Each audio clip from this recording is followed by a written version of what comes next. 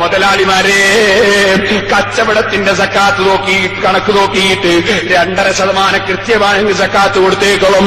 നിന്റെ കച്ചവടം തുടങ്ങിയിട്ട് ഒരു കൊല്ലം തികയുമ്പോ അതിന് 2.5% സക്കാത്ത് കണക്ക് കൂട്ടി അങ്ങ് കൊടുത്തേക്കളും. നീ കുറെ കോടിക്കണക്കിനോ ലക്ഷക്കണക്കിനോ ബാങ്കിലോ മറ്റെവിടെയെങ്കിലുമോ ഡിപ്പോസിറ്റ് ചെയ്തിട്ടുണ്ടോ, പണത്തിന് നീ സക്കാത്ത് അങ്ങ് കൊടുത്തേക്കളും. 2.5% സക്കാത്ത് അങ്ങ് കൊടുത്തേക്കളും. സാധുക്കൾക്ക് കിട്ടേണ്ട അവകാശം കിട്ടട്ടെ. അതേ വഫീ അംവാലിഹിം ഹഖ്ഖുൽ ലിസ്സാഇൽ വൽ മഹ്റൂം. പാവപ്പെട്ടവരുടെ അവകാശം തടഞ്ഞു വെക്കണ്ട. പാവപ്പെട്ടവർക്ക് കിട്ടേണ്ട അവകാശം പാവപ്പെട്ടവർക്ക് കിട്ടണം. ഇതുപോലെ സഹോദരന്മാരെ, ഞാൻ നിങ്ങളോട് പറയട്ടെ, സക്കാത്ത് കൃത്യമായി കണക്ക് കൂട്ടി അങ്ങ് കൊടുക്കണം. കൃത്യമായി നമ്മളെ നാട്ടിലെ മുതലാളിമാര് അവരുടെ മുഴുവൻ സൂപ്പർ മാർക്കറ്റുകളും അവരുടെ മറ്റ് കച്ചവടങ്ങളും അവരുടെ ജനങ്ങളുമൊക്കെ ശരിക്ക് കണക്ക് കൂട്ടിയിട്ട് നമ്മളെ നാട്ടിലെ മുതലാളിമാര് സക്കാത്ത് കൊടുക്കുന്നുണ്ടെങ്കിൽ, ഞാൻ പറയട്ടെ, നമ്മളെ മഹലിലൊന്നും ഒരൊറ്റ ചെറ്റക്കുടിലുണ്ടാവൂല, ഒരൊറ്റ കട്ടപ്പര ഉണ്ടാവൂല, ഒരൊറ്റ പെണ്ണിന്റെ കല്യാണത്തിന് ബുദ്ധിമുട്ടേണ്ടി വരൂല. പക്ഷേ മുതലാളിമാര് കൊടുക്കാൻ തയ്യാറില്ല. മുതലാളിമാര് കൊടുക്കാതെ വെട്ടിപ്പൂട്ടി വെക്കുകയാണ്. അവരെ ധാരണ ഇതൊക്കെ എനിക്ക് കൊണ്ടുപോകാനുള്ളതാണെന്നാണ്. പരാജയപ്പെട്ടു പോയി കേട്ടോ. ചെറിയ പരാജയമല്ല. സക്കാത്ത് കൊടുക്കാതെ അള്ളാഹുവിന്റെ മുന്നിലെങ്ങെത്തുമ്പോ അള്ളാഹു അവന്റെ ഖുർആനിൽ പഠിപ്പിക്കുന്നു, ഓ ജനങ്ങളെ, നിങ്ങൾ സക്കാത്ത് കൊടുക്കാതെ കെട്ടിപ്പൂട്ടി വെച്ചിട്ട് റബ്ബിന്റെ മുമ്പിലെങ്ങെത്തുമ്പോ അതാ കെട്ടിപ്പൂട്ടി വെച്ച സാധനങ്ങള് അള്ളാഹു തആല വെറും ഒരു പാമ്പിനെ പോലെ ചവിടിയാക്കിയിട്ട് നിങ്ങളെ കഴുത്തിൽ അണിയിക്കപ്പെടും. അത് നിങ്ങളിങ്ങനെ മഹ്ശറേന്ന് കൊത്തിക്കൊണ്ടിരിക്കും.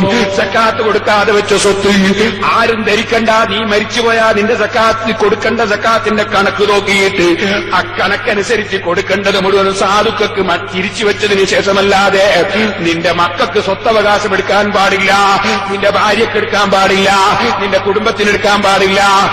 എത്ര സക്കാത്ത് കൊടുക്കാനുണ്ടോ നിന്റെ ജീവിതത്തിൽ ഇന്നേ വരെ, എത്ര കൊല്ലത്തെ സക്കാത്തുണ്ടോ അത് മുഴുവനും കണക്ക് കൂട്ടിയിട്ട് അത് മുഴുവനും സാധുക്കൾക്ക് മാറ്റിവെച്ചിട്ടല്ലാതെ മുതലാളിന്റെ ഒരു കച്ചവടവും സ്വത്തവകാശം എടുക്കാൻ അനവകാശികൾക്ക് അധികാരമില്ല. നീ കൊടുക്കാതെ വെച്ചതുകൊണ്ട് അത് ഒഴിവാകുന്നില്ല. നിന്റെ സന്താനങ്ങളും നിന്റെ അവകാശികളും അത് കൊടുത്തിട്ടല്ലാതെ സ്വത്ത് ഭാഗിക്കാൻ പാടില്ല. അത് അവരുടെ അവകാശമാണ്. കൊല്ലം തികയുമ്പോ തന്നെ സാധുക്കൾ ഇതിന്റെ കച്ചവടത്തിന് കൂറുകൂടിപ്പോയി. ആരും കൂറുകൂടാതെ ബാക്കിയുള്ള കൂറുകാരെയും കൂടി മെല്ലെ അങ്ങട്ട് ഉന്തി നശിപ്പിച്ചിട്ട് എന്റെ കയ്യിലാക്കണോന്നല്ലേ നിന്റെ ചിന്ത. എന്നാ സഹോദരാ, നീ ഓർക്കണം, കൊല്ലം തികയുമ്പോ നിന്റെ കച്ചവടത്തിന് 2.5% പാവപ്പെട്ടവര് കൂറുകൂടിപ്പോയി കേട്ടോ. നീ കൊടുത്തില്ലെങ്കിലും അത് അവരുടേത് തന്നെ, അവരെ അവകാശം തന്നെ. ഇവിടെ കൊടുത്തില്ലെങ്കിൽ ആഖിറത്തിൽ നിന്റെ കഴുത്തിൽ അതാഭരണമായി ഖിയാമനാളിൽ അത് കഴുത്തിൽ കൊത്തുന്ന, കഴുത്തിലിടപ്പെടുന്ന പാമ്പിന്റെ കോലത്തിൽ അത് നിന്നെ കൊത്തി ശിക്ഷിക്കുമെന്ന് അല്ലാഹുവിന്റെ ഖുർആൻ പഠിപ്പിക്കുന്നു.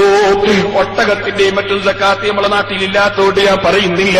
അത് കൊടുക്കാത്തവന്റെ കഴുത്തിൽ ഒട്ടകം കയറിയിരുന്നിട്ട് അതിനെയും വഹിച്ചുകൊണ്ട് മഹ്ശറയിലേക്ക് വരുമെന്ന് അല്ലാഹുവിന്റെ റസൂല് പറയുന്നു.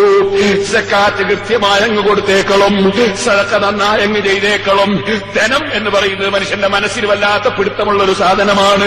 അതാ ഖുർആനിൽ അല്ലാഹു പറഞ്ഞു, ഇന്നൽ ഇൻസാന ലിറബ്ബിഹി ലകനൂദ് വഇന്നഹു അലാ ദാലിക ലശഹീദ് വഇന്നഹു ലിഹുബ്ബിൽ ഖൈരി ലശദീദ്. മനുഷ്യൻ നന്ദി കെട്ടവനാണ്. മനുഷ്യൻ പണത്തോട് വല്ലാത്ത സ്നേഹമുള്ളവനാണ്. ഈ പണത്തോടുള്ള സ്നേഹം ആഖിറം നഷ്ടപ്പെടുത്തുന്ന സ്നേഹമായി പോകരുത്. ആഖിറം നിലനിൽക്കുന്ന വിധത്തിലുള്ള സ്നേഹമല്ലാതെ പണത്തിനെ പ്രേമിക്കണ്ട. അത് താഴ്ന്നൊരു സാധനം. ഒരു ദിവസം അതും വിട്ട് നീ പോകണ്ടേ. ഈ എത്ര മുതലാളിമാര് നമ്മളെ നാട്ടിൽ നിന്ന് മരിച്ചുപോയി. എത്ര വലിയ വലിയ മുതലാളിമാര് പോകുമ്പോ എന്താ കൊണ്ടുപോയത്? പോകുമ്പോ 3 കഷ്ണം തുണി കൊണ്ടുപോയി, 3 കഷ്ണം തുണി കൊണ്ടുപോയി. പിന്നെ എന്ത് കൊണ്ടുപോയി? പിന്നെ അവര് കുറച്ച് പരുത്തിയും കൊണ്ടുപോയി. വേറെ എന്ത് കൊണ്ടുപോയടോ? പോകുമ്പോ ഒന്നും കൊണ്ടുപോയിട്ടില്ല. അപ്പൊ നിനക്കുള്ളത് എന്താ? നിനക്കുള്ളത് നീ ധർമ്മം ചെയ്തത് നിന്റേത്, നീ സമ്പാദിച്ചു വെച്ചത് വേറെയുള്ളവരുത്. നിന്റെ ശേഷം ചിലപ്പോ മക്കൾ കള്ളുടിക്കുന്നുണ്ടാവും, അല്ലെങ്കിൽ മക്കൾ വേറെന്തെങ്കിലും ചെയ്യുന്നുണ്ടാകും. ചില മക്കൾ നല്ല നന്നാക്കി മക്കളെ പോറ്റിയിട്ടുണ്ടോ? മക്കളെ നിങ്ങളുമായി ബന്ധപ്പെടുത്തിയിട്ടുണ്ടോ? മക്കളെ നന്നാക്കിയിട്ടുണ്ടോ? എന്നാ നിനക്ക് വേണ്ടി ചിലപ്പോൾ ധർമ്മം ചെയ്യുന്നുണ്ടാവും. അൽഹംദുലില്ലാഹ് ഖൈറ്. നേരെ മറിച്ച് നീ പണവും കൊണ്ട് പോകുമോ? പോവില്ലാന്ന് ഉറപ്പല്ലേ? അപ്പൊ ആഖിറത്തിന് വേണ്ടി പടച്ചവന് വേണ്ടി ധർമ്മം ചെയ്യണം. ഓ മുതലാളിമാരെ, കച്ചവടത്തിന്റെ സക്കാത്ത് നോക്കി കണക്ക് നോക്കിയിട്ട് 2.5% കൃത്യമായി സക്കാത്ത് കൊടുത്തേക്കളും. നിന്റെ കച്ചവടം തുടങ്ങിയിട്ട് ഒരു കൊല്ലം തികയുമ്പോ അതിന് 2.5% സക്കാത്ത് കണക്ക് കൂട്ടി അങ്ങ് കൊടുത്തേക്കളും. നീ കുറെ കോടിക്കണക്കിനോ ലക്ഷക്കണക്കിന്